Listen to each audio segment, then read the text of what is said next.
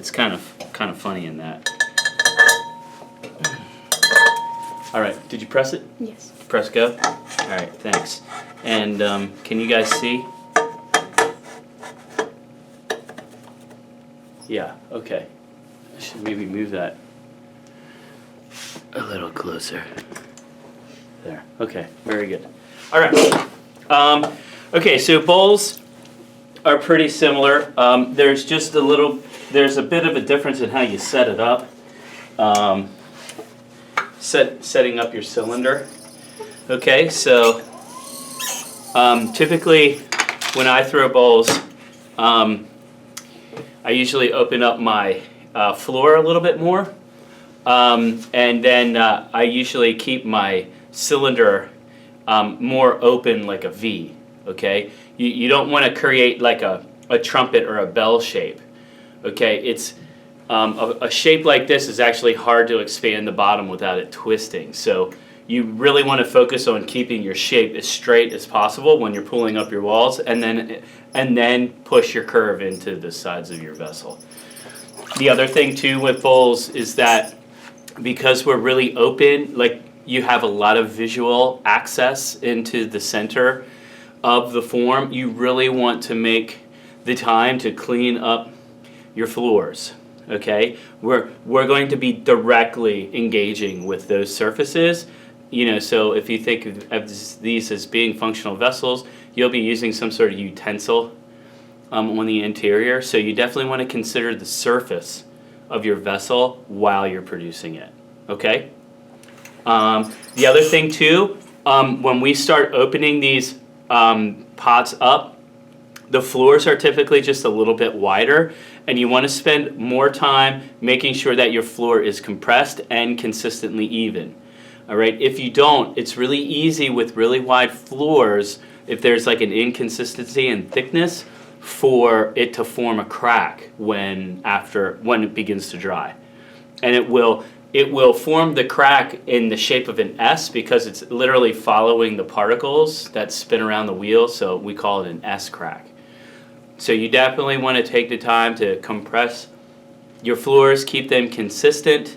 All right, and it will prevent any types of mishaps later in the process. Okay, the other thing you may want to explore with is throwing with a little bit larger shape or clay ball. Typically, bowls have a lot more volume than your mugs, so you really need to start working on your volume. All right. Okay, so I've also want to double check my floor thickness, right? Okay. I'm not sure what kind of bowl I'll make. I think since we were talking about ramen bowls earlier, maybe I'll do some of that. Okay. And you have that interesting document. I'd like to see that with all the different names. Okay, here we go. So I'm keeping my floor just a little bit thicker so that when I carve into it, I have this really deep foot ring, so it gives my bowl a lot of lift. Okay, so I'm already thinking about that before I even approach the wheel. Okay? All right, so now what I want to do is I'm going to start picking up my cylinder, and you can see I keep it, excuse me, I can keep it pretty straight and consistent as we would with a mug. And then the one thing that you don't want to do is open up or is thin out your rim. You need to make sure, because we're going to be expanding this really wide, you need to make sure that you keep enough clay at the top of your cylinder so that when you expand it out, you have enough clay to expand it to the circumference that you want. If you thin this out too much, then what will happen is the rim will split, and then it will split down the side of your pot. Right, so you definitely want to avoid that. So you're going to need the discipline to plan out and execute the cylinder properly.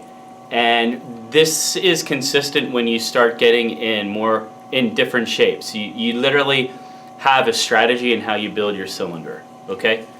So just be open to that. We haven't really concentrated on that yet.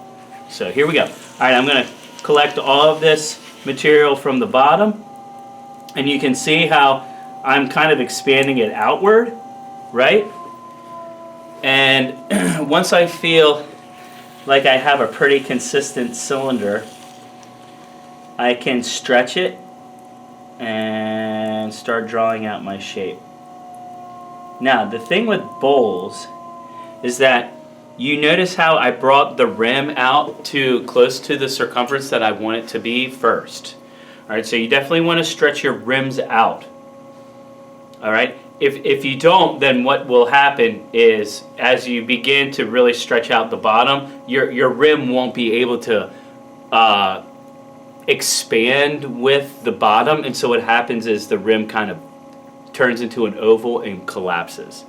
So what you want to do is you want to expand your rim first, and everything else will follow your rim. Okay? When you're expanding your rim, please remember to keep your cylinder straight. Alright? Even if you're angling it out like a V, you want it straight. You don't want it to become into like a bell shape or trumpet. That's important.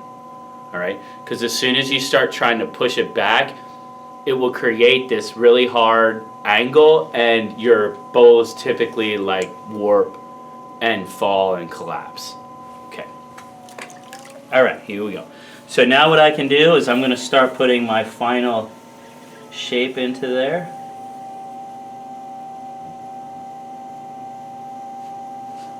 And that's kind of nice, I guess. I like to expand my rims out.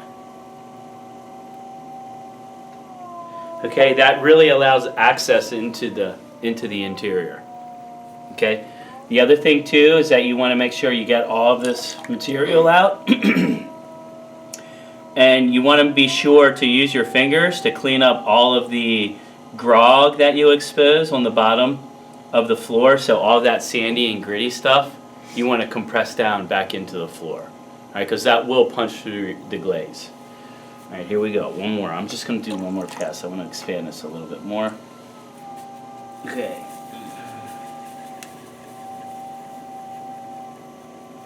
And we can see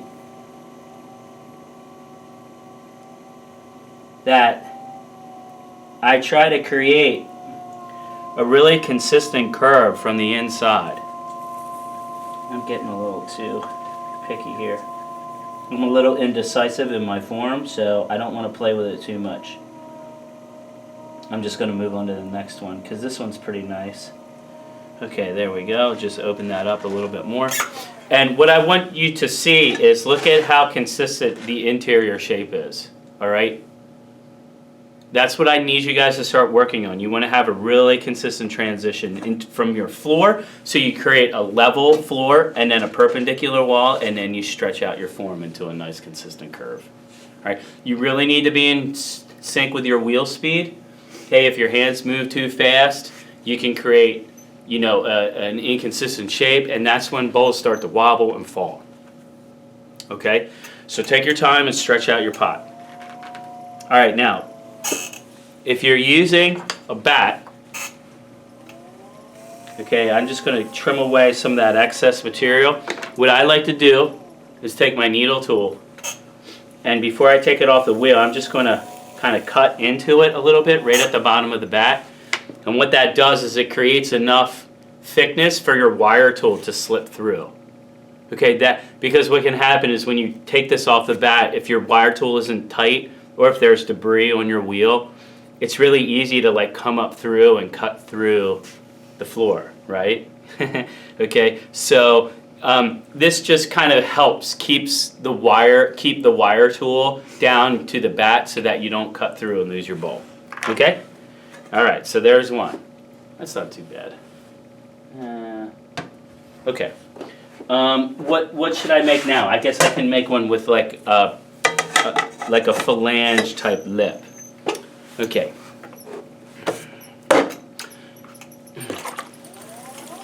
Okay.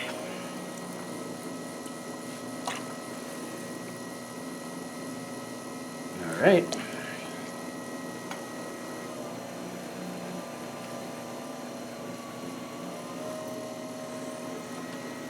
Okay, again, I'm just going to leave my floor a little bit thicker. I want to get a little bit of a rise out of it.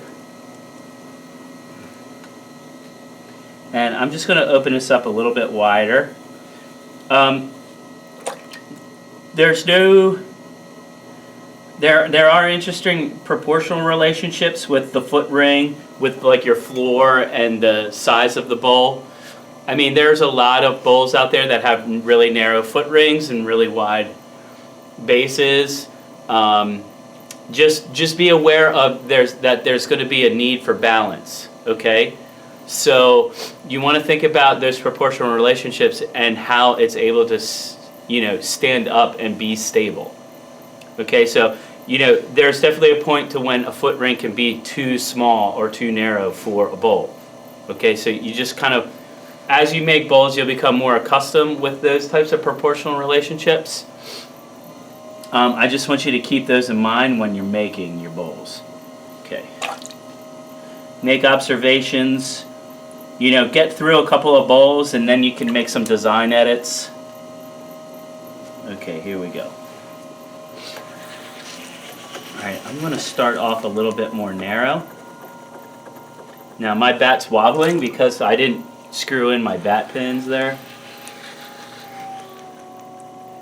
Alright, and you can see how I'm focusing on the bottom of the cylinder before I get too tall. Did you guys notice that?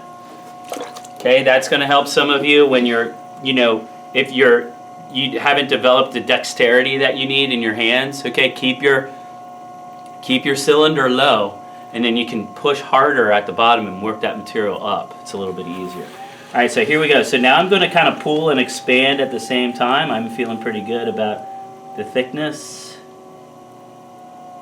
All right, and you can see how I got my rim out. Okay, I'm keeping my rim the widest part, and that's just going to kind of help me make these proportional evaluations to this type of bowl that I want. Okay, so I've kind of made this bowl, and then see how I've made that. That's kind of nice. All right, so I've kind of made this like angle.